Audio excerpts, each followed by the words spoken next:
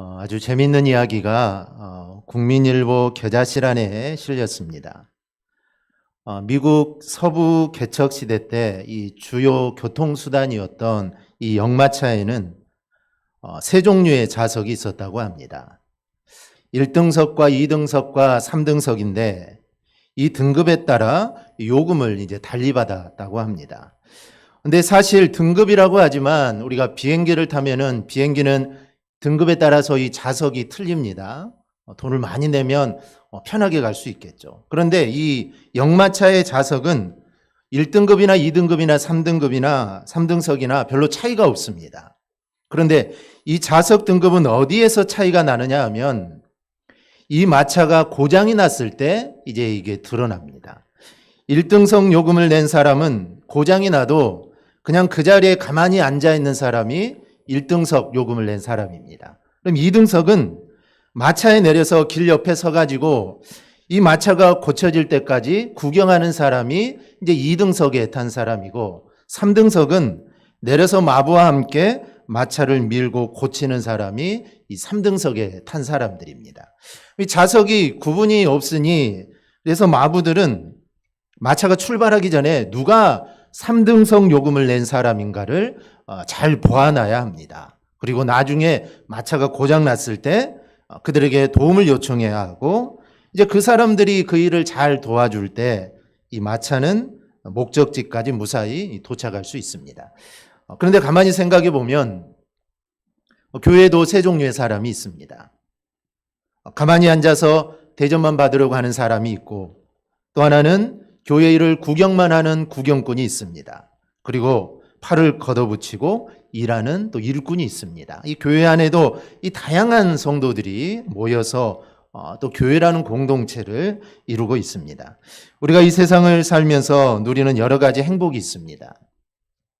계획했던 일들이 잘 풀리고 자녀들이 공부도 잘하고 그리고 근심 걱정이 없다면 행복하다라고 느낄 겁니다.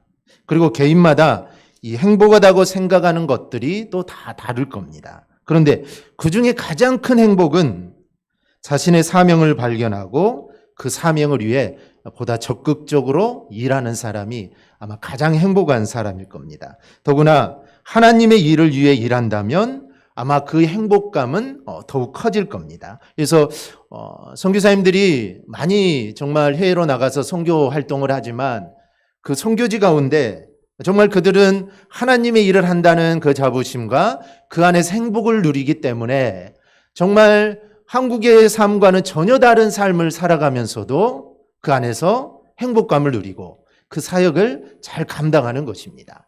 만약에 선교사에게 행복하지 못하고 그렇다면 선교 일을 감당할 수 없겠죠. 그런데 주님의 일을 하는 그 가운데 하나님이 주시는 행복감이 있기 때문에 평생을 선교사로 헌신할 수 있는 것입니다. 자신의 사명을 깨닫고 주님께 충성하는 것보다 가치 있는 행복과 행복한 사람은 없을 겁니다. 일찍이 사도 바울은 사도행전 20장 24절에서 사명이 얼마나 귀하고 가치 있는가를 이렇게 고백합니다. 내가 달려갈 길과 주 예수께 받은 사명 곧 하나님의 은혜의 복음을 증언하는 일을 마치려 하면은 나의 생명조차 조금도 귀한 것으로 여기지 아니하노라. 사도 바울은 자신의 생명조차 귀하게 여기지 않을 정도로 사명을 정말 귀하게 여겼습니다. 그래서 사도 바울에게는 1순위가 사명이고 그 다음이 생명입니다. 그런데 이 사명을 감당하는 길에는 수많은 고난과 환난이 기다리고 있습니다. 이 사명을 감당하는 길이 행복하다면 사명을 1순위에 놓을 수 있겠죠. 그런데 그 길에는 행복이 기다리고 있는 것이 아니라 고난이 기다리고 있죠. 그런데도 사도 바울은 그 사명의 길이 생명보다 귀하다라고 말을 합니다. 사명은 특별한 사람에게만 있는 게 아닙니다. 사명하면 목회자, 선교사에게만 사명이 있다고 하는데 아닙니다. 주님을 믿는 모든 사람은 다 사명이 있습니다. 그 가운데 목회자는 목사로서의 사명을 받은 것입니다. 그렇기 때문에 우리 모두는 다 사명이 있는데 우리는 그 사명을 찾아야 합니다. 하나님이 나에게 주신 사명, 소명을 그것을 찾아서 거기에 헌신해야 하는 것입니다.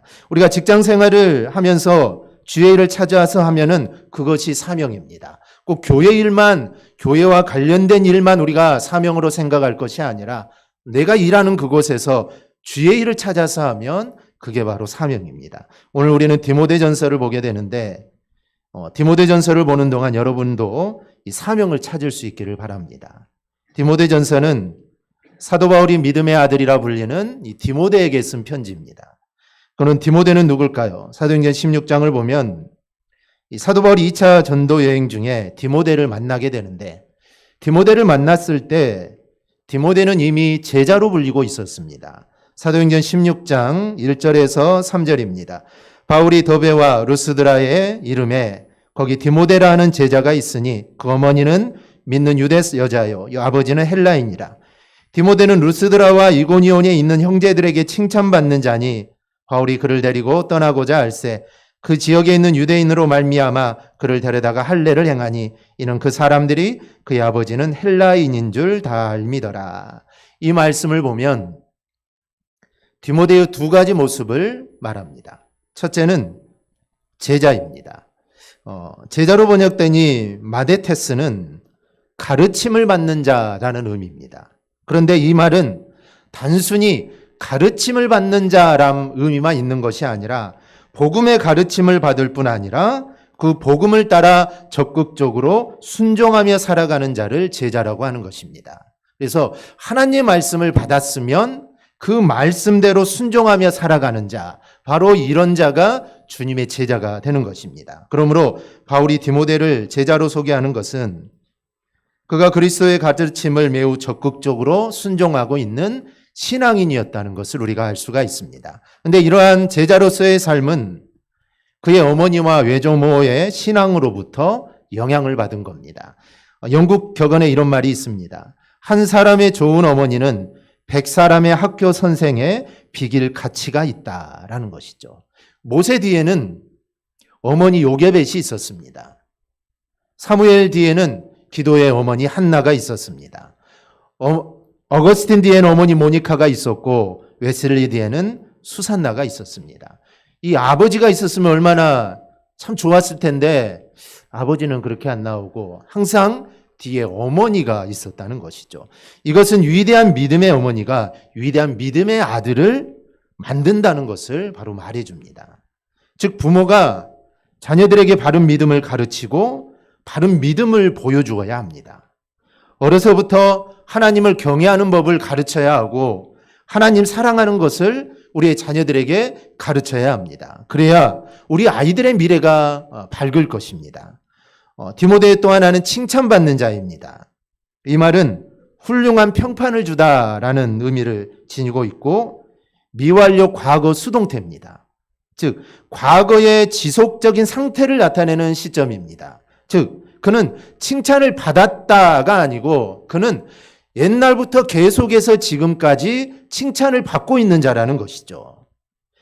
디모데가 루스드라 사람이었고 여기 나오는 이고니온 이 지역은 이 루스드라에서 약 30km 정도 떨어진 곳입니다. 그런데 이 디모데의 칭찬받는 자, 이 디모데의 이 선한 모습이 30km나 떨어져 있는 그 지역에까지 이미 소문이 나 있었던 것입니다. 그만큼 디모데는 모든 사람에게 칭찬받는 자였다라는 것을 알 수가 있습니다.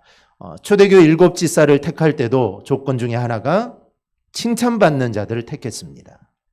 이러한 사실을 통해 우리 믿는 자들은 주위 사람으로부터 칭찬받고 본이 되는 삶을 우리가 살아야 합니다. 즉 사람들에게 평판이 좋은 성도가 하나님의 큰 일꾼이 될 수 있다라는 말입니다. 그러므로 우리가 하나님의 큰 일꾼이 되기를 원하는 성도가 있다면 먼저는 하나님께 대한 믿음과 충성을 다하고 그리고 성도나 또는 인근에 사는 불신자들에게도 이 평판 좋은 사람이 되어야 합니다. 이거는 뭐 사람뿐만 아니겠죠. 교회도 동일합니다.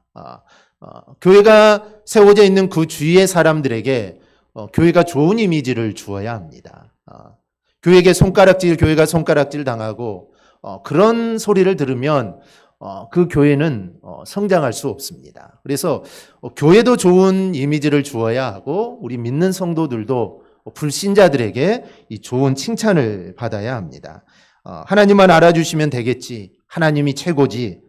사람의 평판은 신경 쓰지 않는다고 말하는 성도가 있다면 이거는 그릇된 생각입니다.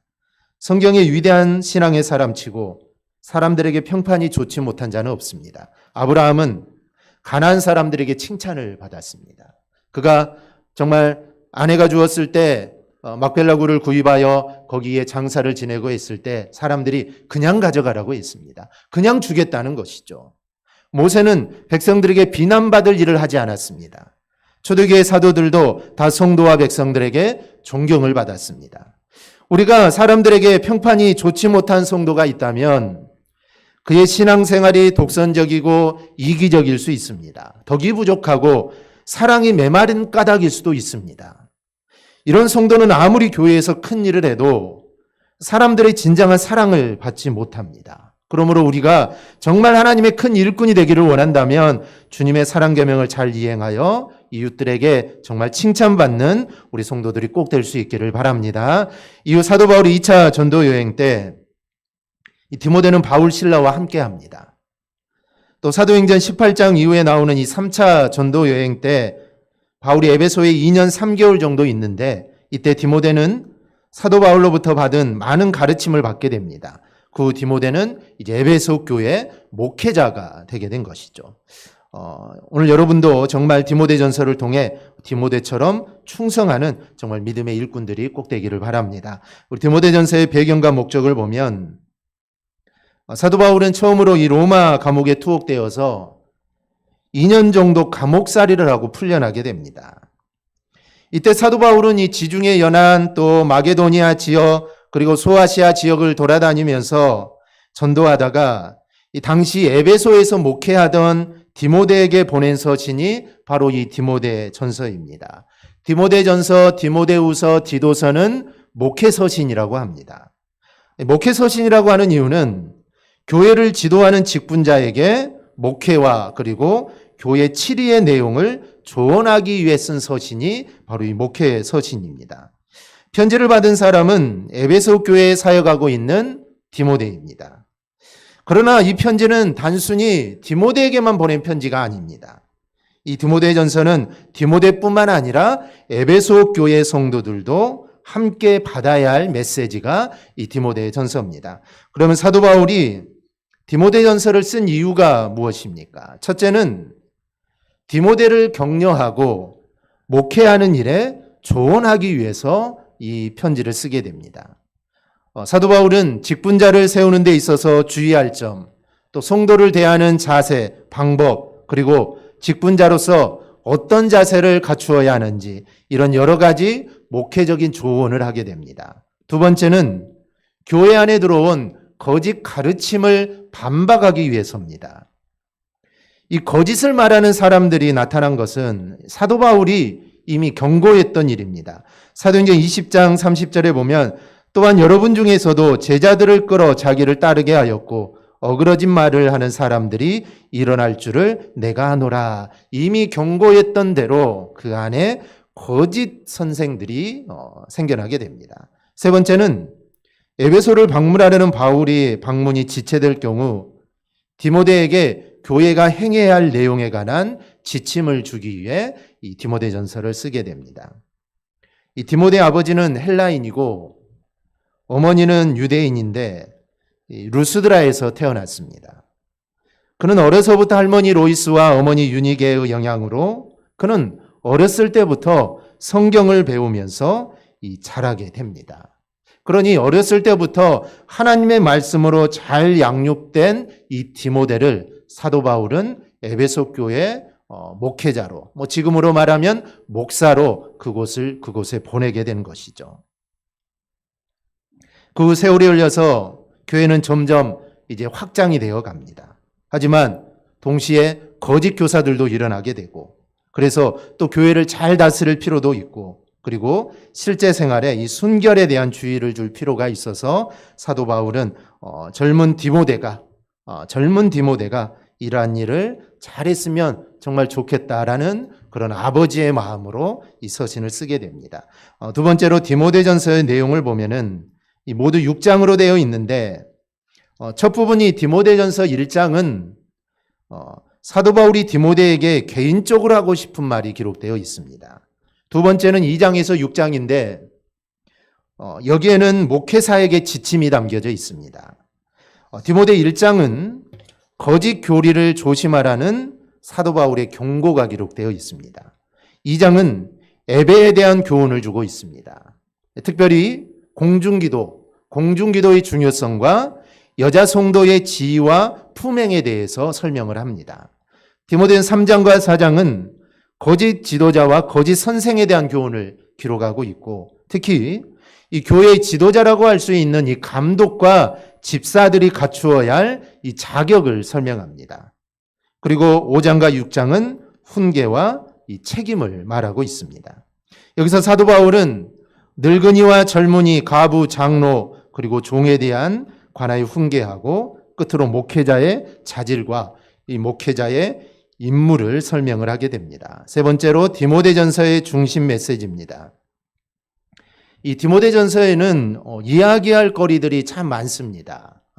그리고 궁금한 것들도 많고 중요한 일들이 많은데 오늘은 우리가 그중에서 이 직분자의 자격에 대해서 우리가 함께 좀 살펴보려고 합니다.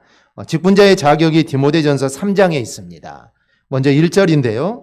미쁘다 이 말이여 곧 사람이 감독의 직분을 얻으려 함은 선한 일을 사모하는 것이라 함이로라. 여기서 보면 아주 중요한 말씀이 나옵니다. 감독의 직분을 받은 자는 선한 일을 사모해야 한다라는 것이죠. 여기서 감독이라는 것은 그 당시 헬라 사회에서 도시를 다스리는 자들을 가리킬 때 보통 감독이다라고 이렇게 말을 합니다. 학자들은 이 직분을 신약 성경에 자주 등장하는 이 장로와 동일한 직분으로 보고 있습니다.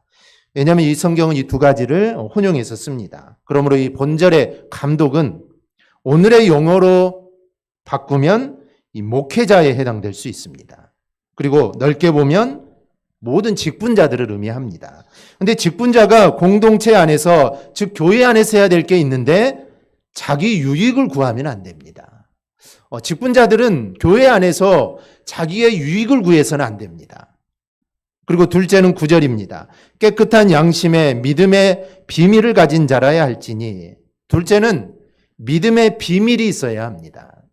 여기서 믿음의 비밀이라는 것은 어떤 신비한 은사가 아니라 구원의 비밀인 복음의 진리를 의미하는 겁니다. 그리고 여기에는 복음으로 말미암은 회개와 변화의 체험까지도 포함됩니다. 그런데 오늘날 직분자들에게는 바로 이러한 모습들이 있어야 되는데 이런 모습들이 없는 직분자들이 많습니다. 많은 직분자들이 구원의 확신조차 흔들립니다. 직분자가 되면 성령을 받아 믿음으로 일하려고 하지 않고 지식으로 일을 하려고 합니다. 여러분, 주님의 일은 지식으로 하는 게 아닙니다.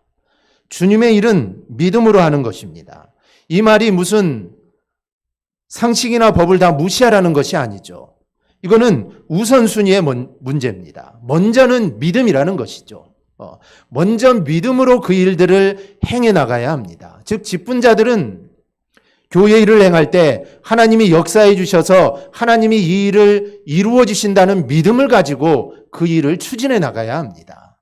교회를 통해서 되어지는 모든 일들, 하나님의 영광을 드러내는 일들은 항상 우리가 믿음을 먼저 생각하고 그 일들을 진행해야 합니다. 그런데 많은 경우에 있어서 믿음은 다 어디 가버리고 계산기만 앞섭니다. 믿음이 없으면 이거는 주님의 일을 하는 것이 아니라 지금 내 일을 하는 것입니다.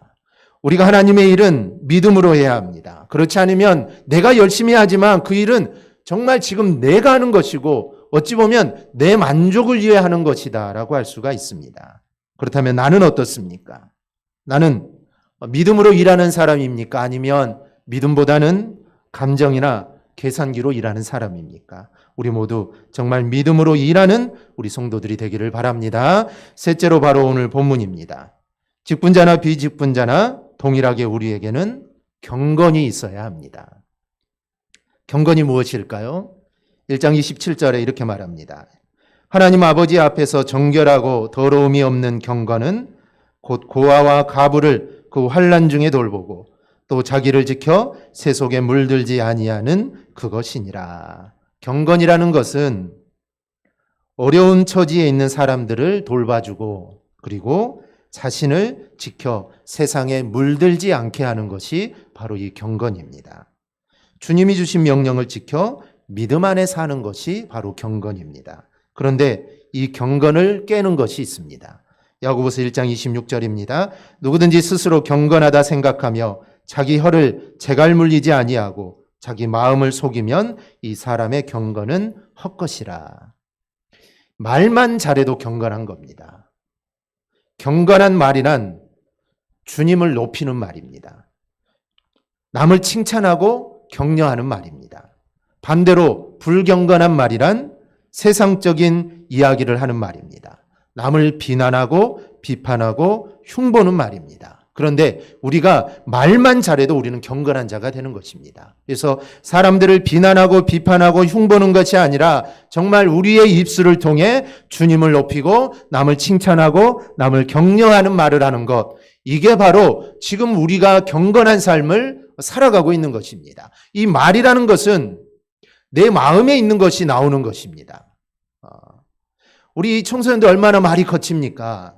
입이 거친 것은 그 마음속에 이미 그 거친 말들이 마음속에 있는 것입니다. 그래서 그 말이 그 마음속에 있는 것들이 입을 통해 나오는 것입니다. 그렇기 때문에 우리의 입술을 지킨다는 것, 우리의 입술을 재갈을 물리고 정말 우리의 입술이 선한 말을 하고 주님의 마음을 높인다는 것은 우리의 마음이 그런 삶을 살아가고자 노력하는 것이고 우리의 마음이 지금 그런 마음이 되어간다는 것입니다. 그래서 이렇게 말만 잘해도 우리는 경건한 사람이다 라고 할 수가 있습니다. 그래서 오늘 말씀 7절 8절은 망령되고 허탄한 신화를 버리고 경건에 이르도록 내 자신을 연단하라.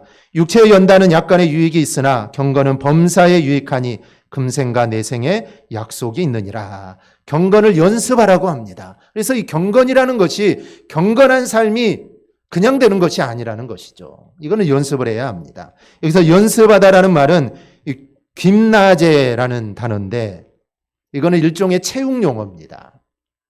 운동선수가 경기에 출전하기 앞서서 옷을 벗고 훈련을 하는 것을 이 김나제, 즉 연습하다라는 것입니다. 이제 곧 경기에 들어가야 됩니다. 그 전에 정말 마지막으로 마지막 내 모든 것을 다 쏟아서 마지막 연습을 하는 바로 그 상태가 연습하다라는 것입니다. 오늘날 체육관을 의미하는 영어 단어인 짐네지움도 바로 이 단어에서 유래된 것입니다. 즉 사도 바울은 당시 헬라 로마 사회에서 유행하던 체육 경기에 비유하여서 경건을 연습하는 일종의 영적 훈련을 이렇게 강조하는 것입니다. 왜냐하면 참된 경건이란 하루아침에 이루어지지 않습니다. 내가 오늘부터 경건한 삶을 살아야겠다.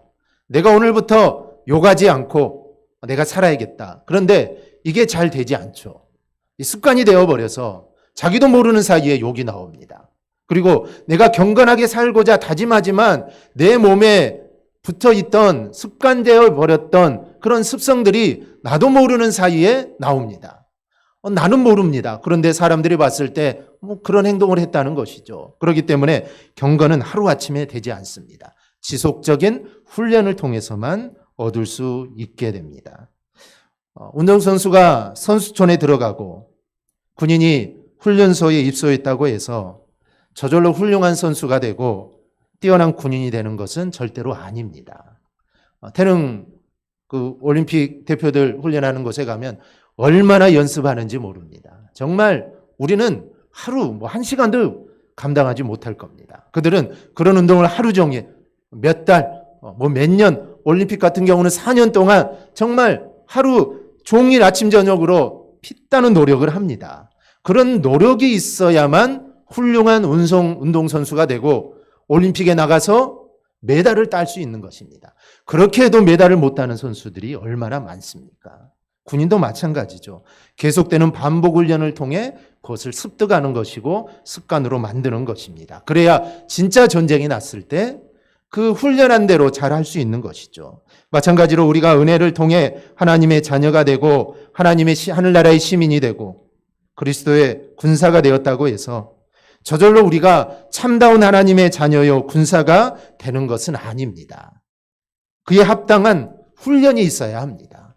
그 훈련의 과정을 우리는 잘 이겨나가고 잘 견뎌내야 합니다. 그러면 우리가 하나님의 훌륭한 자녀, 하나님의 훌륭한 군사가 되는 것입니다. 따라서 오늘 우리는 본문의 교훈을 우리가 깊이 새겨서 정말 우리가 늘 경건을 연습해야 합니다. 경건을 연습해야 합니다. 기도하는 거, 말씀 보는 거, 우리가 이 모든 것들을 늘 연습하고, 그리고 경건이라는 것은 내 자신을 말씀과 기도로 지키는 것도 경건이지만 정말 내 주위에 도움이 필요한 사람들에게 그들을 도와주는 것도, 이것도 바로 경건입니다. 그래서 이 두 가지가 함께 가야 하는 것입니다. 그래서 늘 경건을 연습하고 진리와 말씀대로 살기 위한 이 영성훈련을 우리가 정말 게을리게 하지 않음으로써 진정한 하나님의 자녀, 그리스도의 군사가 다 될 수 있기를 주님의 이름으로 축원합니다. 아멘. 기도하겠습니다.